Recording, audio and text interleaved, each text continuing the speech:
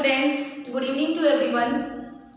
बेटे आज के वीडियो से हम स्टार्ट करते हैं अपनी इकोलॉजी का नेक्स्ट टॉपिक और next chapter, that is biodiversity and it's conservation. तो आज का हमारा टॉपिक क्या रहेगा? Biodiversity and it's conservation. तो सबसे पहले इंपॉर्टेंट पॉइंट क्या आता है कि व्हाट इज बायोडाइवर्सिटी। बायोडाइवर्सिटी का मतलब क्या होता है? देखो सबसे पहले हम बात करते हैं बायो मतलब बायोलॉजिकल लिविंग ऑर्गेनिजम्स, और डाइवर्सिटी का मीनिंग क्या होता है? Different form of these organisms. तो लिविंग ऑर्गेनिजम्स की डिफरेंट वेराइटीज जो होती हैं उनको हम क्या नाम देते हैं? बायोडाइवर्सिटी। अब हम इस चैप्टर में क्या पढ़ने वाले हैं, क्या क्या हम डिस्कस करेंगे, एक बार उसके बारे में मैं आपको थोड़ा सा ओवरव्यू देती हूँ। सबसे पहले हम डिस्कस करेंगे कि वर्ल्ड वाइड कितनी डाइवर्सिटी है लिविंग ऑर्गेनिजम्स की जो टिल डेट तक नोन है। दूसरी बात क्या आती है, हमारे इंडिया के अंदर कितने परसेंट है उस टोटल बायोडाइवर्सिटी का। सेकेंड थिंग हम ये भी बात करेंगे कि टोटल लैंड का कितना परसेंट एरिया इंडिया कंस्टिट्यूट करता है, और उस एरिया के अंदर how many biodiversity are found within the India. आप लोगों को पता होना चाहिए कि there are 17 countries which were known as mega diversity country, and out of these 17 countries India is one of them. तो India is a mega diverse country, ठीक है। बहुत सारे रीजन हमारे इंडिया के अंदर भी ऐसे हैं जिनमें स्पीसीज रिचनेस बायोडाइवर्सिटी है वो बहुत ज़्यादा है, बहुत वास्ट नंबर के अंदर वहाँ पे लिविंग ऑर्गेनिजम्स हमें देखने को मिलेंगे। फिर हम देखेंगे कि बायोडाइवर्सिटी का ग्रेडियंट क्या है, लैटिट्यूडिनल ग्रेडियंट क्या है, और किस तरीके से biodiversity area to area vary कर रही है, उसके बारे में हम स्टडी करेंगे। एक मिनट हम स्टडी करेंगे स्पीसीज एरिया रिलेशनशिप के बारे में। एक हम क्या देखते हैं कि बायोडाइवर्सिटी है वो आज के टाइम पे बहुत ज़्यादा ऐसे ऑर्गेनिजम्स हैं जो एक्सटिंक्ट करते जा रहे हैं, और अगर इसी रेट से कंटिन्यूसली बायोडाइवर्सिटी लॉस होती रही तो आने वाले कुछ टाइम के अंदर ही हम ऐसी कंडीशन को फेस करेंगे कि अप्रोक्सीमेटली मोर देन 50% स्पीसीज हमारी खत्म हो चुकी होंगी। तो हमें इस चीज़ से प्रोटेक्ट करना जरूरी है बायोडाइवर्सिटी को, और इसी वजह हम बोलते हैं कि बायोडाइवर्सिटी का जो कंजर्वेशन है this is very much important, very much necessary. तो how should we conserve the biodiversity and why we should conserve the biodiversity, ये सब हम इस चैप्टर के अंदर डिस्कस करने वाले हैं। So now let's start from the biological diversity और बायोडाइवर्सिटी। तो हम क्या कहते हैं बेटा कि डिफरेंट टाइप के जीन पूल, स्पीसीज, हैबिटेट और इकोसिस्टम जो एक पर्टिकुलर एरिया में एक पर्टिकुलर पार्ट ऑफ अर्थ में मिलता है उसको हम क्या नाम देते हैं? बायोडाइवर्सिटी और बायोलॉजिकल डाइवर्सिटी। तो हम कैसे डिफाइन करेंगे? It is the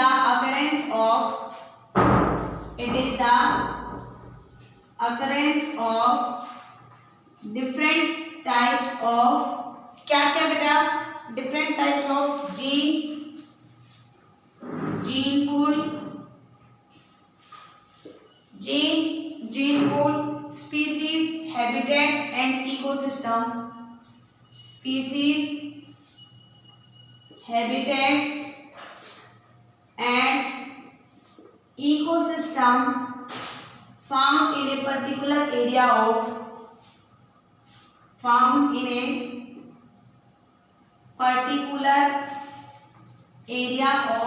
earth is called biodiversity, or we can say biological diversity। उसी को हम बायोडाइवर्सिटी या फिर क्या कहेंगे? बायोलॉजिकल डाइवर्सिटी कहेंगे, ठीक है। और ये जो टर्म थी बायोलॉजिकल डाइवर्सिटी या biodiversity, this was given by a scientist known as sociobiologist, जिसका नाम क्या है? Edward Wilson. एक साइंटिस्ट है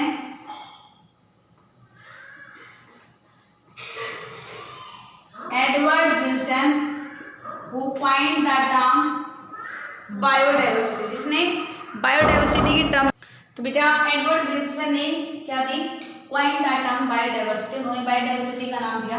अब जितने भी डिफरेंट फॉर्म है, different form of living organism, they are adapted to their adapt to their habitat. जो ऑर्गेनिज्म जिस टाइप के हैबिटेट में रहता है वो अपने आप को उसके अकॉर्डिंग क्या कर लेता है, अडेप्ट कर लेता है। इवन एक छोटे से एरिया के अंदर भी बहुत ज़्यादा बायोडाइवर्सिटी हमें देखने को मिलती है। यानी कि एक नॉर्मल इंसान के लिए, एक लोकल पीपल के लिए it becomes hard to believe कि इतनी सारी सो इमेंस डाइवर्सिटी है वो हमारे अर्थ के ऊपर एग्जिस्ट करती है। अगर हम देखते हैं तो approximately more than 20,000 species of plant जो हमें हमारे अर्थ के ऊपर है। अगर हम बात करते हैं इसमें अगर बीटल्स की बात करते हैं तो approximately 3 lakh species of beetle, 3 lakh species of beetles, ठीक है, 28,000 स्पीसीज ऑफ फिशेस, किसकी 28,000 स्पीसीज हैं जो फिशेस की, और अप्रोक्सीमेटली 20,000 स्पीसीज हैं जो ऑर्चिड्स की हमें देखने को मिलती है। 20,000 species of orchids can be found on the earth. अब यहाँ पे मैंने आपको देखो बायोडाइवर्सिटी की डेफिनेशन में क्या बताया कि डाइवर्सिटी है वो किसी भी फॉर्म में हो सकती है इकोलॉजिकल ऑर्गेनाइजेशन के अंदर, वो एक कम्युनिटी के अंदर, वो एक स्पीसीज के अंदर, वो एक जीन पूल के अंदर, वो एक जीन्स में या वो हैबिटेट में, किसी भी फॉर्म में बायोडाइवर्सिटी हो सकती है। इसी वजह से जो एडवर्ड विल्सन थे उन्होंने बायोडाइवर्सिटी को मेनली 3 कैटेगरी के अंदर डिवाइड किया। 3 बेसिस पे उन्होंने बायोडाइवर्सिटी की टाइप बताई है। एडवर्ड विल्सन ने क्या कहा कि मेनली जो मोस्ट इम्पोर्टेंट जो बायोडाइवर्सिटी है उन्होंने वो बताया कि 3 लेवल ऑफ बायोडाइवर्सिटी। आप सबसे पहला आता है जेनेटिक बायोडाइवर्सिटी, सेकेंड आता है स्पीसीज बायोडाइवर्सिटी, और थर्ड उन्होंने बताया हैबिटेट के बिहाफ पे जिसको नाम दिया इकोलॉजिकल बायोडाइवर्सिटी। तो according to the Edward Wilson there are mainly 3 level of 3 types नहीं, हम यहाँ पे लिखेंगे there are mainly 3 levels of biodiversity. First one आती है जेनेटिक बायोडाइवर्सिटी, सेकेंड आती है स्पीसीज बायोडाइवर्सिटी, एंड थर्ड आती है इकोलॉजिकल बायोडाइवर्सिटी। तो मेनली 3 लेवल बताए गए हैं बेटा बायोडाइवर्सिटी में। सबसे पहले अगर हम बात करते हैं कि जेनेटिक बायोडाइवर्सिटी मतलब किसके डिफरेंट फॉर्म होती है, variety in the genetic information, कि जो ऑर्गेनिज्म के अंदर उसका जो जीनोटाइप है उस जीनोटाइप के अंदर कितनी सारी वेराइटीज प्रेजेंट हो सकती हैं। तो इसमें भी बहुत सारी वेराइटीज होती हैं। तो ये किसकी है, इट इज द डाइवर्सिटी और variety of genetic information contained in an organism, diversity of genetic information contained in an organism, कि एक ऑर्गेनिज्म के अंदर जो उसकी जेनेटिक इंफॉर्मेशन है, जो उसका जीनोटाइप है, उसके अंदर हम कितनी वैरायटी देखने को मिलती है। अब जेनेटिक इंफॉर्मेशन है वो किस फॉर्म में मिलती है, genetic information is found in the form of chromosome, genetic information is found in the form of chromosome, and these chromosome contain, in chromosome के अंदर क्या प्रेजेंट होते हैं भाई, डीएनए, ठीक है, और डीएनए मेनली किसके बने होते हैं, डीएनए रिप्रेजेंट द, डीएनए है जीन्स जो एक ट्रेट को रिप्रेजेंट करते हैं, बॉडी के फंक्शंस को एक्सप्लेन करते हैं, दे हैव जीन्स। तो हम क्या कर सकते हैं बेटा, क्रोमोसोम लेवल पे या डीएनए के लेवल पे या जीन के लेवल पे जो वैरायटीज देखने को मिलती है उसको हमने क्या नाम दिया है, जेनेटिक बायोडाइवर्सिटी। अगर आप जीनोटाइप की ब्याह में देखते हैं तो बेटा एक देखो, आप जितने भी एग्जांपल देखेंगे हर ऑर्गेनिजम्स के अंदर अलग अलग टाइप के जीन्स और अलग अलग नंबर ऑफ जीन्स होते हैं। फॉर एग्जांपल अगर मैं आपको बताऊं ड्रोसोफिला के अंदर, फॉर एग्जांपल ड्रोसोफिला के अंदर 13,000 हमें जीन्स देखने को मिलते हैं। अगर मैं आपको इकोलाई की बात करती हूँ, इकोलाई के अंदर 4,000 जीन्स देखने को मिलते हैं। ह्यूमन बींग्स में आपने ह्यूमन जीनोम प्रोजेक्ट पढ़ा था, अप्रोक्सीमेटली 25,000 जीन देखने को मिलते हैं। और ऐसा के प्लांट के अंदर अगर हम देखें तो 32 से 50,000 जीन्स हमें वहाँ पे देखने को मिलते हैं। तो इस तरीके से जेनेटिक लेवल पे जो डाइवर्सिटी है उसको हमने नाम दिया है जेनेटिक बायोडाइवर्सिटी। इसमें एक एग्जांपल आता है रोल्फिया वोमिटेरिया नाम का प्लांट। क्या नाम है बेटा उसका? रोल्फिया वोमिटेरिया, जो हिमालयन रीजन्स के अंदर मिलता है। उसमें किस टाइप का वो एक्टिव केमिकल जिसका नाम होता है रेस्पेराइन। रोल्फिया वोमिटेरिया एक प्लांट है। इसमें मैंने एक एग्जांपल बताया बेटा कि प्लांट है जो हिमालयन रीजन के अंदर देखने को मिलता है, रोल्फिया वोमिटेरिया। इसकी जो डिफरेंट डिफरेंट वेराइटीज होती हैं, it's different varieties have difference in the potency of chemical rasparine which is produced by it। अब देखो रोल्फिया वोमिटेरिया की बहुत सारी वेराइटीज हमें हिमालयन रीजन के अंदर देखने को मिलती है, लेकिन उसकी अलग अलग वेराइटीज में जो रेस्पेराइन केमिकल मिलेगा उसकी पोटेंसी अलग अलग होगी। This is also due to their genetic variation. तो हम क्या कहते हैं कि जो जेनेटिक हमारा जो जीनोटाइप होता है वो एक ऑर्गेनिज्म को कैपेबल बनाता है to adapt to its environment.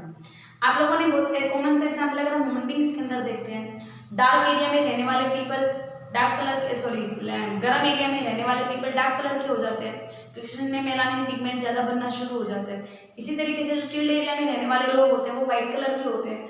तो धीरे धीरे with passage of the time उनके जीनोटाइप में भी ऐसे वेरिएशंस आने शुरू हो जाते हैं। तो ये किस वजह से हुए? ताकि उन ऑर्गेनिजम्स को उस पर्टिकुलर हैबिटेट के अकॉर्डिंग क्या करवा दे, एडेप्ट करवा दे। इसी तरीके का मैंने एक एग्जांपल बताया रोल्फिया वोमिटेरिया। ऐसी ही जेनेटिक बायोडाइवर्सिटी में और भी बहुत सारे प्लांट देखने को मिलती है। जैसे कि अगर हम बात करते हैं राइस की, तो राइस के अंदर अप्रोक्सीमेटली 50,000 अलग अलग जेनेटिक स्ट्रेन्स हमें देखने को मिलती हैं। There are 50,000 genetically different strain are found of the rice. बेटा अगर मैंगो की बात करते हैं तो on an average approximately 1000 varieties of mango plant are found which are different in their genetic constitution. तो ये पहली टाइप की आपको बायोडाइवर्सिटी बताई है जिसका मैंने बताया जेनेटिक बायोडाइवर्सिटी, जो जेनेटिक कंस्टिट्यूशन के बिहाफ पे डिफरेंट टाइप की होती है। अब हम देखते हैं स्पीसीज बायोडाइवर्सिटी। तो दूसरी बेटा इसमें स्पीसीज बायोडाइवर्सिटी में क्या आएंगे कि different varieties of the species found in and there relative abundance found in a particular area. Species diversity is the variety of species and their relative abundance found in a particular area। कि एक particular area के अंदर कितनी species और कितनी उनकी relative abundance हमें देखने को मिलती है, वो स्पीसीज डाइवर्सिटी है। अगर इसमें एक टर्म आती है बेटा स्पीसीज रिचनेस, कि एक यूनिट एरिया के अंदर कितनी स्पीसीज हमें मिलती है, number of variety of species. अगर इसमें देखो बेटा स्पीसीज डाइवर्सिटी में हम बात करते हैं तो एक एग्जांपल आता है एम्फीबियंस की स्पीसीज है। Amphibians species are more in western ghat of Himalaya then the eastern ghat, then eastern ghat. अगर हम ईस्टर्न घाट की बजाय वेस्टर्न घाट की बात करते हैं तो वहाँ पे हमें एम्फीबियंस की स्पीसीज है वो ज़्यादा देखने को मिलती है। तो इसका मतलब वहाँ पे स्पीसीज रिचनेस ज़्यादा है। अब कई बार टर्म आ जाती है कि what is species richness, what is species richness. आप इस टर्म को कैसे डिफाइन करेंगे बेटा स्पीसीज रिचनेस को? मतलब क्या होता है इसका कि एक यूनिट एरिया के अंदर कितनी नंबर ऑफ स्पीसीज, कितनी वेराइटी ऑफ स्पीसीज प्रेजेंट है, that is known as species richness. The number और variety we can define this as the number और variety of species found in a unit area. एक unit area के अंदर कितनी species present है, that is called species richness. अगर मैं ये कहूँ किसी एरिया की स्पीसीज रिचनेस बहुत हाई है, दैट मीन्स की ऑब्वियस सी बात है वहाँ पे बायोडाइवर्सिटी बहुत ज़्यादा है। अगर कहीं पे स्पीसीज रिचनेस बहुत कम है तो उसका मतलब वहाँ पे बायोडाइवर्सिटी हमें कम देखने को मिलती है। ठीक है बेटा। अच्छा, इसके बाद हम तीसरी डाइवर्सिटी के बारे में बात करते हैं जो आती है इकोलॉजिकल बायोडाइवर्सिटी, उनके हैबिटेट के बिहाफ पे। तो बेटा ये कौन सी डाइवर्सिटी है जो कम्युनिटी लेवल पे, जो इकोसिस्टम लेवल पे रिप्रेजेंट करती है, जो रिप्रेजेंट की जाती है, हम कैसे डिफाइन करते हैं? It is the diversity, it is the diversity at community level और at the ecosystem level. Ecosystem और कम्युनिटी लेवल पे जो डाइवर्सिटी होती है उसको हम क्या नाम देते हैं? Ecological diversity. और इकोलॉजिकल डाइवर्सिटी में जो स्पीसीज होती हैं, दे रिप्रेजेंट द लोकल और unique habitat. It represent local and unique habitat को रिप्रेजेंट करती है। कौन सी? हमारे जो इकोलॉजिकल डाइवर्सिटी है। फिर इकोलॉजिकल डाइवर्सिटी है ये 3 टाइप की of community and ecosystem diversity होती है, इसमें अल्फा, बीटा एंड गामा।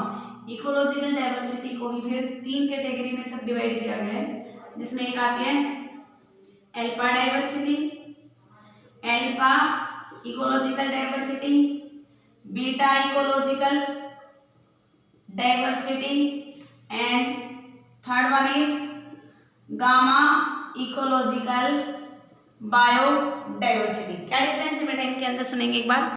तो इनमें से सबसे पहले जो आती है बेटा अल्फा बायोडाइवर्सिटी, ये लोकल बायोडाइवर्सिटी, मतलब एक ही कम्युनिटी के ऑर्गेनिजम्स के बीच में जो डाइवर्सिटी होती है उसको हम क्या नाम देते हैं? Alpha biodiversity. इसमें मोर और लेस जो हैबिटेट है वो यूनिफॉर्म रहता है, सेम रहता है। तो इसमें क्या लिखेंगे? It is the diversity between the organisms of the same community, मतलब within a single community के बीच में जो ऑर्गेनिजम्स की डाइवर्सिटी है उसको हमने नाम दिया अल्फा डाइवर्सिटी। हालांकि ये बात मानी जाती है बेटा कि जितनी ज्यादा डाइवर्सिटी होती है इकोसिस्टम की स्टेबिलिटी उतनी ही ज्यादा होती है। तो आप इसमें क्या बताएंगे कि more will be the diversity, more will be the diversity, more will be the stability, more will be the stability, कि जितनी ज्यादा डाइवर्सिटी होगी इकोसिस्टम की स्टेबिलिटी उतनी ही ज्यादा होगी। इसी बात को एक्सपेरिमेंटली एक साइंटिस्ट थे टिलमैन साइंटिस्ट ने इसको एक्सपेरिमेंटली प्रूव भी किया था कि किस तरीके से ज्यादा डाइवर्सिटी है वो ज्यादा स्टेबिलिटी को फेवर करती है। तो उसने टिलमैन ने क्या किया कि इसने कॉम्बिनेशन बनाए plants and combination of plant in different plots and study the effect, कि इसने कुछ अलग अलग प्लॉट्स बनाए, उसमें मान लो इसमें 2 टाइप के प्लांट ग्रो करवा दी, इसमें 10 टाइप के प्लांट ग्रो करा दिए अलग अलग टाइप के, इसमें उसने और भी 50 टाइप के प्लांट्स ग्रो कराए। तो उसने क्या देखा कि कहाँ पे प्रोडक्टिविटी ज़्यादा है, कहाँ पे इकोसिस्टम ज़्यादा स्टेबल है, कहाँ पे ऑर्गेनिज्म ज़्यादा अच्छे तरीके से सर्वाइव कर रहे हैं। तो जहाँ पे स्पीसीज ज़्यादा थी, जहाँ पे स्पीसीज रिचनेस हाई थी, उस इकोसिस्टम की स्टेबिलिटी ज़्यादा मिली। ये बात किसने बताई? टिलमैन ने बताई। तो आपको 2 पॉइंट यहाँ पे याद रखने हैं। पहले पॉइंट तो ये याद रखना है, क्वेश्चन ये आ जाए कि अगर स्पीसीज डाइवर्सिटी बढ़ेगी तो इकोसिस्टम की स्टेबिलिटी पे क्या इफेक्ट पड़ेगा। तो आप सीधा सा आंसर क्या देंगे कि more will be the species richness, more will be the species diversity, more will be the stability of ecosystem. तो यहाँ पे बेटा मैंने आपको अल्फा डाइवर्सिटी में क्या बताया